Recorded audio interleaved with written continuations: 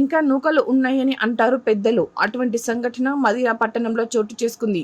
మదిరా మోటా మరియు స్టేషన్ మధ్య రైల్వే పట్టాలపై ఒక మహిళ అనుమానాస్పదంగా వెళ్తున్న విషయాన్ని చుట్టుపక్కల వారు గమనించి పట్టుకునే ప్రయత్నం చేయగా వారిని కొట్టి నోటితో కొరికి రైలు పట్టాలపై అలాగే పరిగెత్తుకుంటూ వెళ్తుండగా వెంటనే స్థానికులు ఆర్కే ఫౌండేషన్ రెస్క్యూ టీం వారికి మరియు రైల్వే పోలీసులకు సమాచారం అందించగా హుటాహుటిన రైల్వే వంతెన నుండి సుమారు 3 కిలోమీటర్లు రైలు పట్టాలపై పరిగెత్తించి రెప్పపాటులో రైలు కింద పడిపోయిన గుర్తు తెలియని మహిళను రక్షించి అనంతరం సదరు మహిళా పరిస్థితి గమనించి మతి స్థిమితం కోల్పోయిన మహిళగా తెలుసుకొని ఆర్కే ఫౌండేషన్